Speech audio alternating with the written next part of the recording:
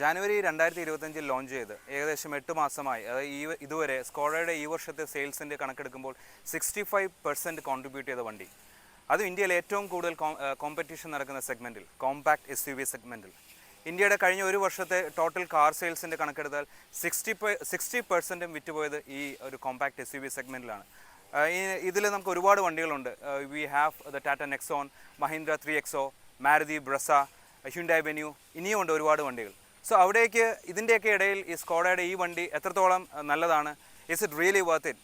Do you really want to spend your money on this? നമുക്ക് നോക്കാം. Welcome to Motor minds.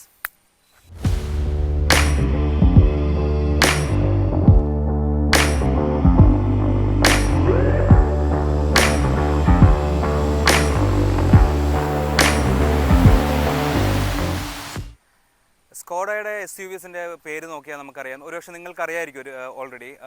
കെയിൽ start ചെയ്ത് ക്യൂവിൽ എൻഡ് ചെയ്യുന്നതാണ് മിക്ക വണ്ടികളും. V have the Kushaq, we have Kodiak, അതൊക്കെ. അപ്പോൾ ഈ ഒരു വണ്ടിക്കും ഇതേപോലെ ഒരു പേര് കണ്ടെത്താനായി സ്കോഡ ഒരു മാർക്കറ്റിങ്ങിൻ്റെ ഭാഗമായ ഒരു ക്യാമ്പയിനൊക്കെ നടത്തി, ഒരു കോൺടെസ്റ്റ് നടത്തി. അപ്പോൾ അങ്ങനെ ഒരു 2 ലക്ഷത്തോളം എൻട്രീസ് വന്നു. അതിൽ നിന്ന് നമുക്ക് മലയാളികൾക്കും അഭിമാനിക്കാം. ഒരു മലയാളിയെ കാസർഗോഡുകാരൻ സജസ്റ്റ് ചെയ്ത ഒരു നെയിമാണ് സ്കോഡ സെലക്ട് ചെയ്തത്. എനിക്ക് തോന്നുന്നു, എൻ്റെ അറിവ് ശരിയാണെങ്കിൽ അദ്ദേഹമാണ് വണ്ടിയുടെ ഫസ്റ്റ് ഓണറും. മൗണ്ട് കൈലാഷിൽ നിന്ന് ഇൻസ്പയർഡ് ആയിട്ടുള്ള, സാൻസ്കൃതിൽ ക്രിസ്റ്റൽ എന്നർത്ഥം വരുന്ന കൈലാക്ക്, അതാണ് സ്കോഡ ഈ വണ്ടിക്ക് കൊടുത്ത പേര്.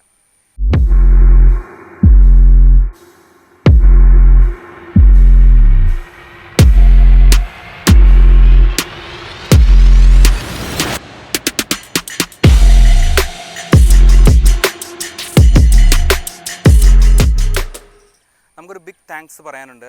ഇവിടെ EVM സ്കോഡയിൽ നമ്മളൊരു വണ്ടി വേണം എന്ന രീതിയിൽ അപ്രോച്ച് ചെയ്തപ്പോൾ അവിടുത്തെ മാർക്കറ്റിംഗ് മാനേജറായ എബിസാറാണ് നമുക്ക് ഈ വണ്ടി സോഴ്സ് ചെയ്ത് തന്നത്. അപ്പം സ്കോഡയുടെ നിങ്ങൾക്ക് ഏതൊരു സർവീസിനും അല്ലെങ്കിൽ വണ്ടി നോക്കാനായിട്ടാണെങ്കിലും നമുക്ക് EVM സ്കോഡയിൽ അപ്രോച്ച് ചെയ്യാവുന്നതാണ്. അവർക്ക് കാസർഗോഡ് തൊട്ട് കൊല്ലം വരെ ഏകദേശം 12 ഷോറൂംസ് ഉണ്ട്. അതേപോലെ 7 സർവീസ് സെൻറ്റേഴ്സും ഉണ്ട്. കഴിഞ്ഞ ചിങ്ങം 1 ഏകദേശം 1000 സ്കോഡ കൈലാക്സ് ഇന്ത്യയിൽ ഫാസ്റ്റസ്റ്റ് ആയിട്ട് വിറ്റതിൻ്റെ ഒരു മൈൽ സ്റ്റോൺ അച്ചീവ്മെൻറ്റ് സ്കോഡയിൽ നിന്ന് EVMന് കിട്ടിയിട്ടുണ്ട്. So that is a big achievement. Because ഇതിനെക്കാട്ടിലും വലിയ ഡീലേഴ്സൊക്കെ ഉണ്ടെങ്കിലും EVMന് അത് ഫാസ്റ്റസ്റ്റ് ആയിട്ട് 1000 എന്നുള്ളൊരു മൈൽ സ്റ്റോൺ അച്ചീവ് ചെയ്യാൻ സാധിച്ചു.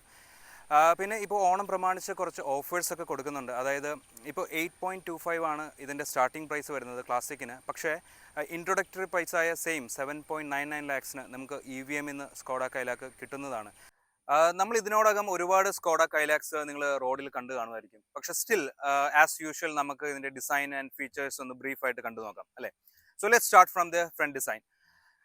നമ്മൾ ഇപ്പോൾ സ്കോഡയുടെ ഇൻ്റർനാഷണലി അവൈലബിൾ ആയിട്ടുള്ള എൽറോക്ക്, എനിയാക്ക് അങ്ങനത്തെ മോഡൽസിൻ്റെയൊക്കെ ഒരു ഡിസൈൻ ലാംഗ്വേജ് ആണ് ഈ വണ്ടിക്കും സ്കോഡ കൊടുത്തിരിക്കുന്നത്. നമുക്ക് കുഷാക്കായിട്ട് കമ്പയർ ചെയ്ത് നോക്കുവാണെങ്കിൽ ഇതിൻ്റെ ഗ്രില്ല് എന്ന് പറയുന്നത് കുറച്ചുകൂടി ഷോർട്ടറാണ്, എന്നാൽ വൈഡറാണ്. പിന്നെ അതേപോലെ ഒരു സ്പ്ലിറ്റ് LED ഹെഡ്ലൈറ്റ്സ് ആണ്, ഹെഡ്ലൈറ്റ് യൂണിറ്റ് ആണ് കൊടുത്തിരിക്കുന്നത്. അതായത് LED DRLs ഇവിടെ വന്നിട്ടുണ്ട്. ഹെഡ്ലൈറ്റ്സ് ഇവിടെ താഴത്താണ്, ഈ പോർഷനിലാണ് വന്നിരിക്കുന്നത്. പിന്നെ ഒരു ലാർജ് എയർ ഡാം ഏരിയാസ് ഉണ്ട്. അതേപോലെ പിന്നെ ഒരു സ്കിഡ് പ്ലേറ്റ് ലൈക്ക് ഫോഴ്സ് സ്ട്രക്ചറൊക്കെ കൊടുത്തിട്ടുണ്ട്. സോ ഇതൊക്കെയാണ് ഒരു ഫ്രണ്ട് ഡിസൈൻ.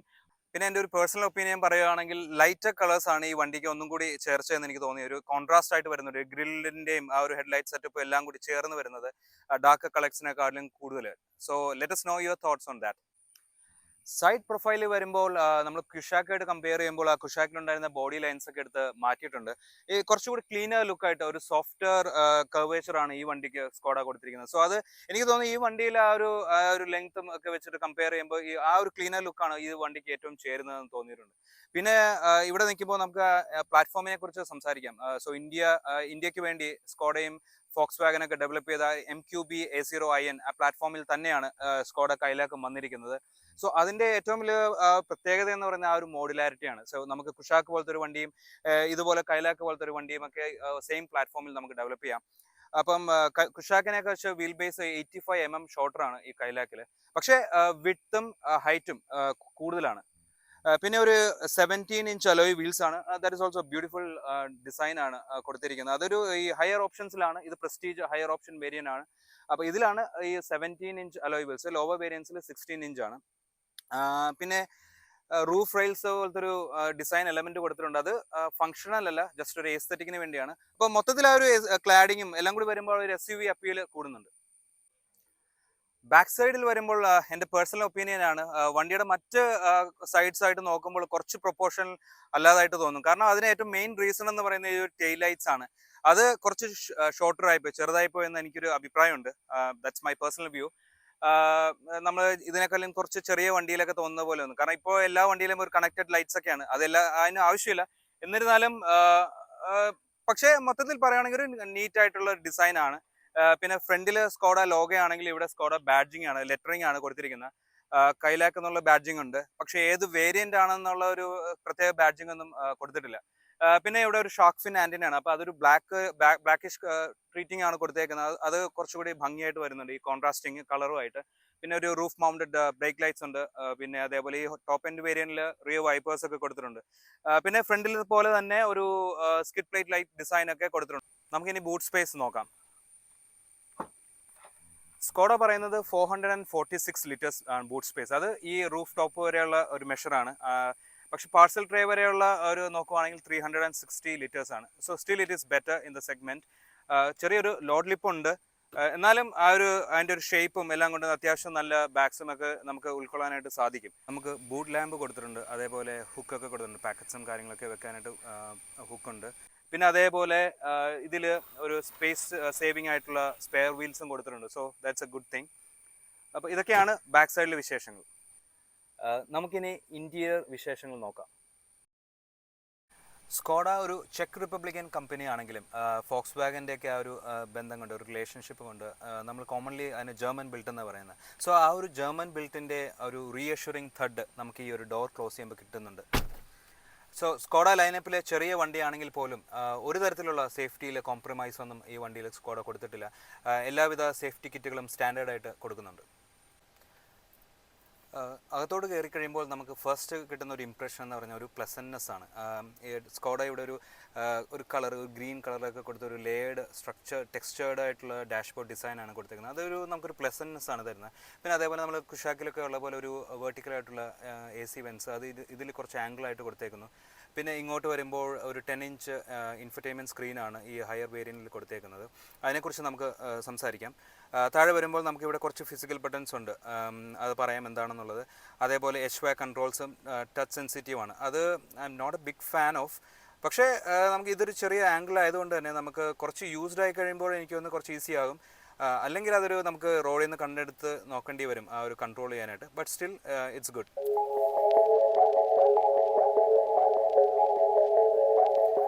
ഇനി നമ്മൾ സ്റ്റിയറിംഗ് നോക്കുവാണെങ്കിൽ ഇപ്പോൾ നമ്മൾ ഈ ലേറ്റസ്റ്റ് സ്കോഡയിൽ കാണുന്ന ആ ഒരു 2 സ്പോക്ക് സ്റ്റിയറിംഗ് ആണ് കൊടുത്തിരിക്കുന്നത്. സോ അത് നമുക്ക് വളരെ ഹൈ ക്വാളിറ്റിയാണ്, നല്ല പിടിക്കാൻ കാണാനും എന്നെ സംബന്ധിച്ച് പറയുകയാണെങ്കിൽ വളരെ രസമുള്ള ഒരു സ്റ്റിയറിംഗ് വീലാണ് കൊടുത്തിരിക്കുന്നത്. ഒരു 2 സ്പോക്കാണ്, 3 സ്പോക്ക് അല്ല എന്നുള്ളൊരു തോന്നും, മിസ് നമുക്ക് തോന്നുമെങ്കിലും പക്ഷേ ഇവിടെ ഒരു കോണ്ടൂർസ് ഒക്കെ വരുന്നുണ്ട്, അതിൻ്റെ ഒരു വലിയ ഡിഫറൻസ് ഒന്നും തോന്നത്തില്ല. പിന്നെ ബട്ടൺസ് ഒക്കെ ആണെങ്കിലും വളരെ ഹൈ ക്വാളിറ്റി ബട്ടൺസ് ആണ്. ഈ ഒരു നേർഡ് ഫീലിംഗ് ഉള്ള ഒരു റോട്ടറി ബട്ടൺസ് ഒക്കെ ഇവിടെ വന്നിട്ടുള്ളത് വളരെ ഭംഗിയാണ് കാണാനും, യൂസ് ചെയ്യാനും യൂസബിലിറ്റിയിലും വളരെ നല്ലതാണ്. പിന്നെ ഒരു 8 ഇഞ്ച് ഡിജിറ്റൽ ക്ലസ്റ്ററാണ് വന്നിരിക്കുന്നത്. അത് കോൺഫിഗറബിൾ ആണ്, നമുക്ക് അതിൻ്റെ അകത്ത് പല മോഡ്സ് ഉണ്ട്. അതേപോലെ നമുക്ക് നമ്മുടെ RPM മോണിറ്ററും ഒക്കെ നമുക്ക് ചേഞ്ച് ചെയ്ത് കാണാം. അത് നല്ല യൂസബിൾ ആയിട്ടുള്ളൊരു ക്ലസ്റ്ററാണ്. നമ്മളുടെ ഇൻഫർടൈൻമെൻറ്റ് സ്ക്രീൻ പറയുകയാണെങ്കിൽ ഒരു 10 ഇഞ്ച് ഇൻഫർടൈൻമെൻറ്റ് സ്ക്രീനാണ് ഈ ഹയർ വേരിയൻറ്റിൽ കൊടുത്തേക്കുന്നത്. അപ്പോൾ അതിൽ യൂസ് ചെയ്തേക്കുന്ന സ്കോഡയുടെ ലേറ്റസ്റ്റ് യൂസർ ഇൻ്റർഫേസ് ആണ്. അപ്പോൾ അതിൽ ന്യൂ കളേഴ്സൊക്കെ ആഡ് ചെയ്തിട്ടുണ്ട്. കുറച്ച് സ്നാപ്പിയർ ആണ്, നല്ല ക്രിസ്റ്റൽ ക്ലിയർ ആയിട്ടുള്ളൊരു ഡിസൈനാണ് ഇതിൽ വന്നിരിക്കുന്നത്. പിന്നെ നമ്മൾ യൂഷ്വലി നമ്മൾ ആൻഡ്രോയിഡ് ഓട്ടോ അല്ലെങ്കിൽ ആപ്പിൾ കാർപ്ലേ യൂസ് ചെയ്യും. സോ നമുക്ക് അതും വയർലെസ് കണക്ടിവിറ്റി ഉണ്ട്. സോ അതിനെക്കുറിച്ച് നമുക്ക് കൂടുതൽ നോക്കേണ്ട കാര്യമില്ല. ഈ സെഗ്മെൻറ്റിലെ ബെസ്റ്റ് ഇൻഫർടൈൻമെൻറ്റ് സ്ക്രീൻ പറയുകയാണെങ്കിൽ അത് ടാറ്റ നെക്സോൺ ആണ് എനിക്ക് തോന്നിയിട്ടുള്ളത്. പിന്നെ സെക്കൻഡ് വരുന്നത് നമ്മുടെ മഹീന്ദ്ര 3XO. ഇതിൽ രണ്ടിലും ഒരു 360 ഡിഗ്രി ക്യാമറ, കുറച്ച് അതേപോലെ ഹയർ റെസൊല്യൂഷനായിട്ടുള്ള ക്യാമറയൊക്കെ കൊടുത്തിട്ടുണ്ട്. ഇപ്പോൾ ഇതിൻ്റെ ഒരു റെസൊല്യൂഷൻ, റിവേഴ്സ് ക്യാമറയുടെ റെസൊല്യൂഷൻ എന്ന് പറഞ്ഞാൽ കുറച്ചുകൂടി നല്ലതാകാം എന്ന് തോന്നും. കാരണം അത്ര സുഖമല്ല. ഇപ്പോൾ ഒരു നല്ല വെട്ടമുള്ളൊരു സമയമായതുകൊണ്ട് കുഴപ്പമില്ല. പക്ഷേ കുറച്ച് ഡാർക്കായിട്ടുള്ള അല്ലെങ്കിൽ വെട്ടമില്ലാത്തൊരു സമയത്താണെങ്കിൽ ഇത്തരം റെസൊല്യൂഷൻ നമുക്ക് തോന്നത്തില്ല. സ്റ്റോറേജിനെ പറ്റി പറയുകയാണെങ്കിൽ നല്ല ഡീസൻറ്റ് ഇനഫായിട്ടുള്ളൊരു ഗ്ലോ ബോക്സ് സ്റ്റോറേജാണ് കൊടുത്തിരിക്കുന്നത്. അതേപോലെ നമുക്കിവിടെ ഒരു വയർലെസ് ചാർജറും ഫോൺ വെക്കാനുള്ള ഏരിയ ഉണ്ട്. നമുക്ക് അതിൻ്റെ അപ്പുറത്തും ഇപ്പുറത്തും കുറച്ച് എന്തെങ്കിലുമൊക്കെ വെക്കാൻ സ്ഥലമുണ്ട്. പിന്നെ ഇങ്ങോട്ട് വരുമ്പോൾ നമുക്കിവിടെ ഒരു കീ ഹോൾഡറുണ്ട്, കോയിൻസോ കീയോ ഒക്കെ വെക്കാനുള്ളൊരു സ്ഥലം. പിന്നെ നമുക്ക് കപ്പ് ഹോൾഡേഴ്സ് ഉണ്ട്. അതിൽ ഈ സ്കോഡയുടെ ഒരു ക്ലവർ ഫീച്ചർ എന്നൊക്കെ പറയുന്നത് നമുക്കൊരു വൺ ഹാൻഡഡ് നമുക്ക് ഒരു ബോട്ടിലൊക്കെ തുറക്കാനൊക്കെ പറ്റുന്ന ഒരു ഏരിയാസ് കൊടുത്തിട്ടുണ്ട്. ഒരു സ്ലൈഡിങ് ആംബ്രസ്റ്റ് ആണ്. അതിലും നല്ല ഒരു അത്യാവശ്യം ഡീപ്പായിട്ടുള്ള ഒരു സ്റ്റോറേജ് സ്പേസ് ആണ്. പിന്നെ അതേപോലെ രണ്ട് സൈഡിലും ഒരു 1 ലിറ്റർ ബോട്ടിലൊക്കെ വെക്കാൻ പറ്റുന്ന ഡോ പോക്കറ്റ്സും കൊടുത്തിട്ടുണ്ട്. സീറ്റ്സ് വളരെ കംഫർട്ടബിൾ ആണ്. നമുക്ക് ഈ ഹയർ വേരിയൻസിലൊക്കെ ലെതർ ടപ്പോസ്ട്രി ആണ് കൊടുത്തിരിക്കുന്നത്. പക്ഷേ കുറച്ച് വീതി കുറച്ച് കുറവാണോ എന്ന് എനിക്കൊരു തോന്നലുണ്ട്. നല്ല കോണ്ടേഴ്സും നല്ല ബോൾസ്റ്റേഴ്സൊക്കെ ഉണ്ട്. പക്ഷേ കുറച്ച് ഹെവി ബിൽഡ് ആയിട്ടുള്ള ആൾക്കാർക്ക് ഇത്രയും കംഫർട്ടബിൾ ആകുമോ ഒരു സംശയമുണ്ട്. എനിക്ക് പേഴ്സണലി കംഫർട്ടബിൾ ആണ്. പിന്നെ സീറ്റിൻ്റെ അഡ്ജസ്റ്റ്മെൻറ്റ്സ് പറയുകയാണെങ്കിൽ ഇത് ഇലക്ട്രിക്കൽ അഡ്ജസ്റ്റ്മെൻ്റ് ആണ് കൊടുത്തിരിക്കുന്നത്, ഹൈറ്റും റീച്ചും ഒക്കെ. അത് ഡ്രൈവറിന് മാത്രമല്ല പാസഞ്ചറിനും കൊടുത്തിട്ടുണ്ട്. അത് സെഗ്മെൻറ്റിൽ ഫസ്റ്റ് ആണ് ഇലക്ട്രിക്കലി അഡ്ജസ്റ്റബിൾ സീറ്റ്സ്. പിന്നെ വെൻറ്റിലേറ്റഡ് സീറ്റ്സ് ആണ്, അതും ഡ്രൈവറിനും പാസഞ്ചറിനും ഉണ്ട്. അത് രണ്ടിൻ്റെ ബട്ടൺസ് ഇവിടെ കൊടുത്തിട്ടുണ്ട്. വെൻറ്റിലേഷൻ 2 ലെവൽ ഓഫ് വെൻറ്റിലേഷൻസ് ഉണ്ട്. പിന്നെ ഒരു സിംഗിൾ പെയിൻ സൺറൂഫാണ് സ്കോഡ ഇതിന് കൊടുത്തിരിക്കുന്നത്. സെഗ്മെൻറ്റിൽ മറ്റ് വണ്ടികളിൽ പാനോറമിക് സൺറൂഫൊക്കെ ഉണ്ട്, പക്ഷേ ഇതിന് സിംഗിൾ പെയിൻ ആണ്. ദാറ്റ് ഓക്കെ, ആ ഒരു എയർനെസ്സിനൊക്കെ ആ ഒരു സിംഗിൾ പെയിൻ നമുക്ക് നല്ലതാണ്. പിന്നെ മിസ്സിംഗ് ഫീച്ചർ പറയുകയാണെങ്കിൽ ഒരു എഡാസ് ഫീച്ചറൊക്കെ ഇതിൽ മിസ്സിംഗ് ആണ്. 360 ക്യാമറ മിസ്സിംഗ് ആണ്. മേ ബി നമുക്ക് EVM സ്കോഡായിട്ട് സംസാരിച്ചപ്പോൾ അവർ പറഞ്ഞത് ഒരു ആക്സസറി കിറ്റായിട്ട് ഇപ്പോൾ ഒരു ഓണം ഓഫറൊക്കെ ആയിട്ട് കൊടുക്കുന്നുണ്ട്. ഒരു 360 ക്യാമറയൊക്കെ കൊടുക്കുന്നുണ്ടെന്ന് പറഞ്ഞിട്ടുണ്ട്. ബാക്ക് സീറ്റ് നോക്കുവാണെങ്കിൽ കയറാൻ കുറച്ച് കാലൊന്ന് പൊക്കി വെക്കണം. വൺസ് യുവർ ഇൻസൈഡ് കുഴപ്പമില്ല. നമുക്കൊരു 2 പേർക്ക് നമുക്ക് സുഖമായിട്ട് ഇരിക്കാനുള്ള ഒരു സീറ്റാണ് ഉള്ളത്. കാരണം സീറ്റിന് കുറച്ച് കൗണ്ടേഴ്സൊക്കെ ഉണ്ട്, ഇച്ചിരി എടുത്ത് നിൽക്കുന്ന കൗണ്ടേഴ്സ് ഉണ്ട്. അപ്പോൾ അതുകൊണ്ട് തന്നെ എനിക്ക് തോന്നുന്നത് 3 പേർക്ക് ഇച്ചിരി കഷ്ടമായിരിക്കും ഇരിക്കാനായിട്ട്, പ്രത്യേകിച്ച് ലോങ് ജേണിയിലൊക്കെ. 2 പേർക്ക് നമുക്ക് അത്യാവശ്യം നന്നായിട്ടിരിക്കാം. പിന്നെ ഒരു പ്രശ്നം തോന്നിയത് ഒരു സീറ്റ് റിക്ലൈനിങ് ആണ്. റിക്ലൈനിങ് കുറച്ച് അപ്രൈറ്റ് ആണ്. അപ്പോൾ അതൊക്കെ നമുക്കൊരു ലോങ് ജേണി വരുമ്പോൾ കുറച്ച് ഡിസ്കംഫോർട്ട് ആകാൻ സാധ്യതയുണ്ട്. പക്ഷേ നമുക്ക് നീ റൂമും ഹെഡ് റൂമൊക്കെ അത്യാവശ്യം നല്ല രീതിയിൽ തന്നെ വന്നിട്ടുണ്ട്. ആൻഡ് നമുക്കിവിടെ ലൈറ്റ്സും അതേപോലെ AC വെൻസും പിന്നെ 2 പേരെ ഉള്ളെങ്കിൽ ആംബ്രസ്റ്റും അങ്ങനെയുള്ള ക്രീച്ചർ കംഫോർട്ട്സ് എല്ലാം തന്നെ ഉണ്ട്. ആൻഡ് സ്കോഡയുടെ വളരെ ക്ലബർ ഫീച്ചേഴ്സ് എന്ന് പറയുന്ന ഈ ഒരു ഡോ പോക്കറ്റ്സിലൊക്കെ നമുക്ക് ചെറിയ പോക്കറ്റ്സ് നമുക്ക് ഫോണൊക്കെ വെക്കാനുള്ള കാര്യങ്ങളും അങ്ങനത്തെ സംഭവങ്ങളെല്ലാം ഉണ്ട്. അതേപോലെ ഡോ പോക്കറ്റ്സ് ലാർജ്, ഫ്രണ്ടിലത്തെ പോലെ തന്നെ ലാർജ് ഡോ പോക്കറ്റ്സ് ഒക്കെയാണ്. സോ അങ്ങനത്തെ എല്ലാ രീതിയിൽ കംഫർട്ടബിൾ ആണ്. പക്ഷേ കീപ്പ് ഇൻ മൈൻഡ് ഒരു ലോങ് ജേണിയിൽ നമുക്കൊരു 2 പേർക്ക് സുഖമായിട്ട് പോകാം. 3 പേരൊക്കെ പോയാൽ ചിലപ്പോൾ ഡിസ്കംഫർട്ട് ആകും. വണ്ടിയുടെ മറ്റ് ഫീച്ചേഴ്സ്, സേഫ്റ്റി ഫീച്ചേഴ്സും നമുക്കിപ്പോൾ സ്ക്രീനിൽ കാണാം. You can pause the video and watch it. എന്നാൽ എൻജിൻ ഒറ്റ ഓപ്ഷനേ ഉള്ളൂ. അത് 1 litre 3 cylinder TSI turbocharged എഞ്ചിനാണ്. നമുക്ക് വളരെ സുപരിചിതമായ നമ്മുടെ കുഷാക്കിലും ടൈഗൂണിലൊക്കെ കണ്ടിട്ടുള്ള സെയിം എൻജിൻ തന്നെയാണ്. ഇതിൽ ഇച്ചിരി ടോൺ ഡൗൺ ആണ്. 115 bhp അതേപോലെ 138 ന്യൂട്ടൺ മീറ്റേഴ്സ് ഓഫ് ടോർക്കിലാണ് കൊടുത്തിരിക്കുന്നത്. സോ നമുക്ക് നോക്കാം റൈഡ് ആൻഡ് ഹാൻഡ്ലിംഗ് എങ്ങനെയുണ്ടെന്ന്. നമ്മുടെ കയ്യിൽ ഉള്ളത് 6 speed torque convert automatic gear box ആണ്. മാനുവൽ ഓപ്ഷനും കൂടി ഉണ്ട് നേരത്തെ പറഞ്ഞ പോലെ. സോ ഇത് ഒരു എന്താ പറയുക, ഒരു 3 സിലിണ്ടർ എഞ്ചിൻ്റെ ആ ഒരു വൈബ്രേഷൻസ് ഒക്കെ നമുക്ക് വണ്ടി സ്റ്റാർട്ട് ചെയ്യുമ്പോൾ ചെറുതായിട്ട് നമുക്കൊന്ന് ഫീൽ ചെയ്യും ഈ ക്യാബിൻ്റെ അകത്താണെങ്കിലും. പക്ഷേ once you give the throttle ഒരു 2000 RPM കഴിഞ്ഞ് കഴിഞ്ഞാൽ വളരെ ഒരു ക്വിക്ക് റെസ്പോൺസ് ആണ്. ആ ത്രോട്ടിൽ റെസ്പോൺസ് എന്ന് പറയുന്നത് അപാരമാണ്. നമ്മളൊന്ന് കാല് കൊടുത്താൽ തന്നെ വണ്ടി അങ്ങ് സ്പീഡ് എടുക്കും. അതേപോലെ ഒരു സ്ട്രോങ് മിഡ് റേഞ്ച് ആണ്. ഒരു 2000 RPM കഴിഞ്ഞിട്ട് ഒരു 6000, അതായത് അതിൻ്റെ റെഡ് ലൈനൊക്കെ ടച്ച് ചെയ്യുന്നത് വളരെ ഈസി ആയിട്ട് ടച്ച് ചെയ്യും. അത്രയും സ്ട്രോങ് ആയിട്ടുള്ള മിഡ് റേഞ്ച് ആണ് വണ്ടിക്ക് കൊടുത്തിരിക്കുന്നത്. ആൻഡ് ഒരു ജാപ്പനീസ് സോഴ്സ്ഡ് ആയിട്ടുള്ള എയ്സിൻ്റെ ഈ ഒരു ടോർക്ക് കൺവേർട്ടർ ഓട്ടോമാറ്റിക് എഞ്ചിനാണ്, ഗിയർ ബോക്സ് ആണ് യൂസ് ചെയ്തേക്കുന്നത്. സെയിം ഗിയർ ബോക്സ് തന്നെയാണ് ഇതിൻ്റെ റൈവൽസ് ആയിട്ടുള്ള മാരുതി ബ്രസയിലും മഹീന്ദ്ര 3XOയിലും ഒക്കെ വന്നിരിക്കുന്നത്. അതായത് one of the smoothest gear box എന്ന് നമുക്ക് വേണമെങ്കിൽ പറയാം. One of the smoothest in the market തന്നെയാണ്. പക്ഷേ അത്ര സ്നാപ്പി അല്ല. ഒരു DCT ഗിയർ ബോക്സിൻ്റെ അത്രയും ക്വിക്ക് ഷിഫ്റ്റ്സ് ഒന്നും വരുന്നില്ല. നമുക്കിതിൽ പാഡൽ ഷിഫ്റ്റ് കൊടുത്തിട്ടുണ്ട് എങ്കിൽ പോലും ആ ഒരു ക്വിക്ക് ഷിഫ്റ്റ്സ് നമുക്ക് വരുന്നില്ല. പക്ഷേ സ്മൂത്തസ്റ്റ് ആണ്. അതാണ് ഗിയർ ബോക്സിനെ കുറിച്ച് പറയാനുണ്ട്. പിന്നെ റൈഡ് ആൻഡ് ഹാൻഡ്ലിംഗ് പറയുകയാണെങ്കിൽ നമുക്ക് അറിയാം നമ്മൾ സ്കോഡയിൽ നിന്ന് എക്സ്പെക്റ്റ് ചെയ്യുന്ന ആ ഒരു റൈഡ് ആൻഡ് ഹാൻഡ്ലിംഗ് ഇതിലും അങ്ങേയറ്റം മികച്ചതായിട്ട് വന്നിട്ടുണ്ട്. One of the best in the segment, or the best എന്ന് പറയാം. ആൻഡ് മറ്റൊരു കാര്യം പറയാനായിട്ട് ഈ ഒരു എൻജിൻ്റെയും ആ ഒരു ഗിയർ ബോക്സിൻ്റെയും ആ ഒരു സ്റ്റിയറിങ്ങിൻ്റെ കാര്യം പ്രത്യേകിച്ച് എടുത്ത് പറയേണ്ട. ഒരു ഫീഡ്ബാക്ക് എന്ന് പറയുന്നത് ലൈറ്റർ സ്റ്റിയറിംഗ് ആണ് എങ്കിലും ഒരു പ്രിസൈസ് ഫീഡ്ബാക്ക് നമുക്ക് തരുന്നുണ്ട്. സോ അതിൻ്റെയൊക്കെ മൊത്തത്തിലൊരു കോമ്പിനേഷൻ വരുമ്പോൾ ആ ഒരു ഡ്രൈവ് എക്സ്പീരിയൻസ് എന്ന് പറയുന്നത് ഈ സെഗ്മെൻറ്റിൽ ഏറ്റവും മികച്ചതായിട്ട് നമുക്ക് തോന്നും.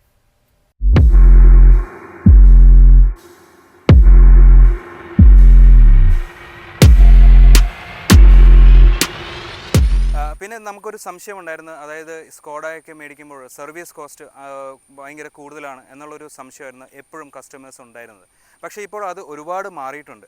അതായത് 15,000 കിലോമീറ്റേഴ്സാണ് സർവീസ് വരുന്നത് തന്നെ. അപ്പോൾ അതിലും സർവീസ് കോസ്റ്റ് എന്ന് പറയുന്നത് വളരെ മിനിമലായിട്ടുള്ള നോർമൽ റേറ്റാണ്.